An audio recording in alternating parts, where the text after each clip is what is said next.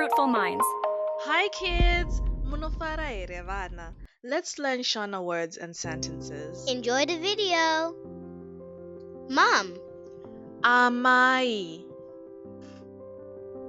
My mom. Amai vangu.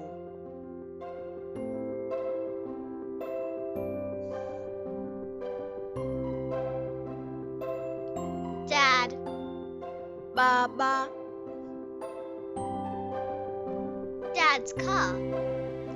Mota ya baba.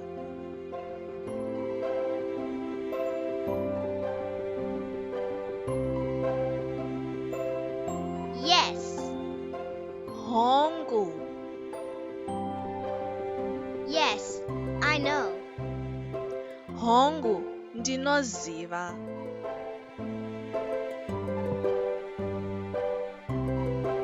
No. Kwete. No, I'm tired. Kwete ndaneta.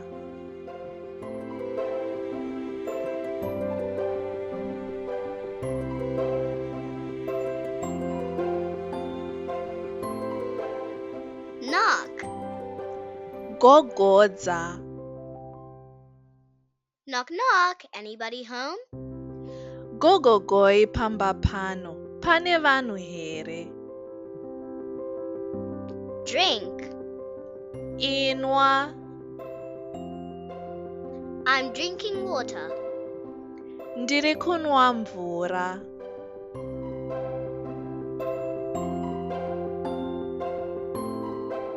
Blow. Furidza. Blowing fire. Kufuridza moto.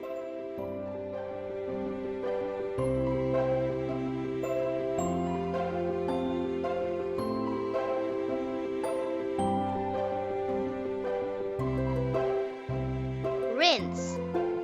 Sukurudza. Rinse the car. Sukurudza mota.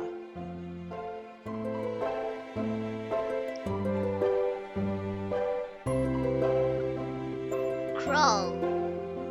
Kambaira. The baby is crawling. Mwana ari kukambaira.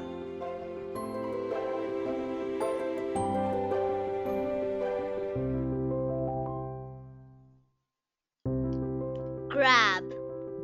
Bvuta. No grabbing. Musabvutirane.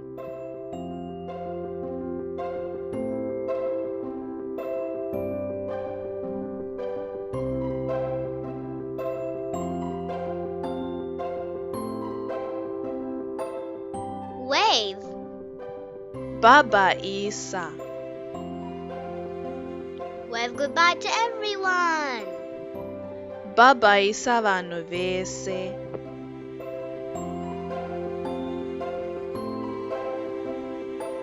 Point. Nongedza. I am pointing up. Ndiri kunongedzera mudenga.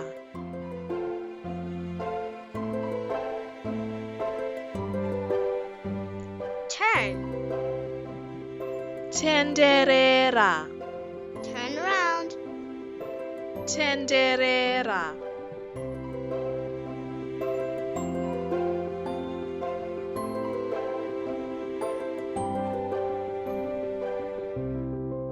Catch. Gama. Catch the ball. Gama bhora.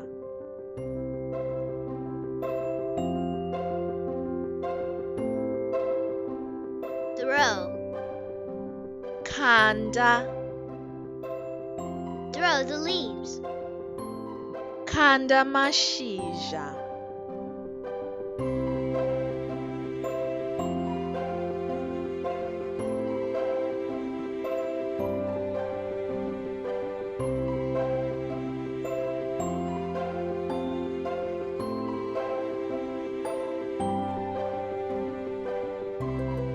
Pull. Donza. Pull the rope. Donza tambo.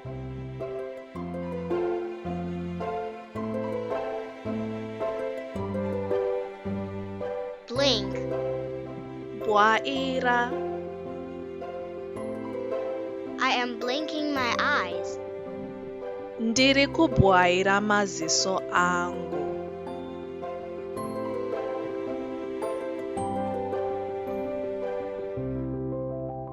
Carry. Takura. Please carry me, Dad. Nditakureiwo baba.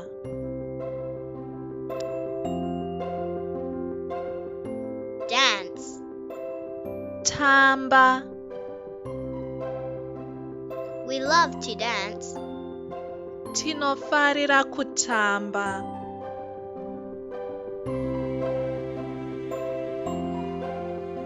Drop. Donedza. I dropped the boxes. Ndadonedza mabhokisi.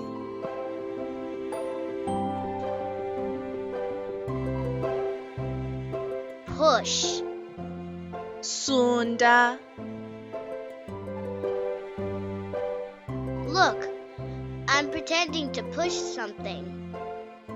Hona, ndiri kunyepedzera kusunda. Smell. Nuhwidza. Flowers smell good. Maruva anonhuhwirira.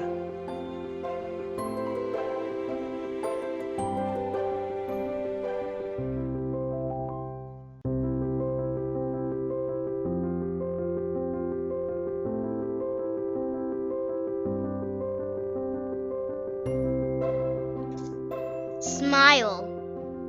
Sekerera. Face forward and smile. Tarisa kumberi unyemwerere. Great job, kids. See you in the next video.